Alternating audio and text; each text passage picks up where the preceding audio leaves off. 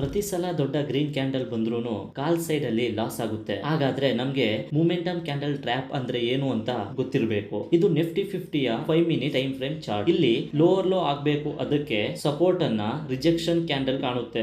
ಈ ಟೈಮ್ ಅಲ್ಲಿ ಒಂದು ದೊಡ್ಡ ಗ್ರೀನ್ ಕ್ಯಾಂಡಲ್ ಕ್ರಿಯೇಟ್ ಆಗುತ್ತೆ. ಇಲ್ಲಿ ಟ್ರೆಂಡ್ ಲೈನ್ ಕೂಡ ಬ್ರೇಕ್ಔಟ್ ಕೂಡ ಕಾಣುತ್ತೆ. ಈ ಮೂಮೆಂಟಮ್ ಕ್ಯಾಂಡಲ್ ನೋಡಿ ತುಂಬಾ ಜನ ಟ್ರೇಡರ್ಸ್ ಬೈಯಿಂಗ್ ಸೈಡ್ ಎಂಟ್ರಿ ತಗೋತಾರೆ. ಯಾಕಂದ್ರೆ ಅವರಿಗೆ ಗೊತ್ತಿರೋದೇ ಅದು. ಕ್ಯಾಂಡಲ್ ಕ್ಲೋಸ್ ಆಗೋ ತಕ್ಷಣ ರಿವರ್ಸಲ್ ಆಗಿ ಸ್ಟಾಪ್ ಲಾಸ್ ಹಿಟ್ ಆಗುತ್ತದೆ. ನಮಗೆ ಮೂಮೆಂಟಮ್ ಕ್ಯಾಂಡಲ್ ಟ್ರ್ಯಾಪ್ ಬಗ್ಗೆ ಮೊದಲೇ ಗೊತ್ತಿದ್ರೆ ಈ ರೀತಿ ಆಗುತ್ತಿರಲಿಲ್ಲ. ನಾವು ಈಗ ಚಾರ್ಟ್ ನಲ್ಲಿ ಸ್ವಲ್ಪ ಅನಲೈಸ್ ಮಾಡೋಣ. ಈ ಲೆವೆಲ್ ಅಲ್ಲಿ ನಮ್ಗೆ ಬೇರಿಶ್ ಆರ್ಡರ್ ಬ್ಲಾಕ್ ಕಾಣುತ್ತದೆ. ದೊಡ್ಡ ಪ್ಲೇಯರ್ಸ್ ತಮ್ಮ ಆರ್ಡರ್ಸ್ ನ ಇಲ್ಲಿ ಪಂಚ್ ಮಾಡ್ತಾರೆ. ಅದರ ಅರ್ಥ ಅದೇ ಝೋನ್ ಗೆ ಮಾರ್ಕೆಟ್ ಮತ್ತೊಮ್ಮೆ ಬಂದು ಪೆಂಡಿಂಗ್ ಆರ್ಡರ್ಸ್ ನ ಕಲೆಕ್ಟ್ ಮಾಡಿ ಆಮೇಲೆ ರಿವರ್ಸಲ್ ತೆಗೆದುಕೊಳ್ಳುತ್ತದೆ. ಇದರಿಂದ ರಿಟೇಲರ್ಸ್ ನ ಸ್ಟಾಪ್ ಲಾಸ್ ಹಿಟ್ ಆಗುತ್ತೆ. ಇದೇನಾದ್ರೂ ಆರ್ಡರ್ ಬ್ಲಾಕ್ ಗೆ ರೆಸ್ಪೆಕ್ಟ್ ಕೊಡದೆ ಇದ್ದಿದ್ರೆ ಬೈ ಸೈಡ್ ಪ್ಲಾನ್ ಮಾಡಬಹುದಾಗಿತ್ತು.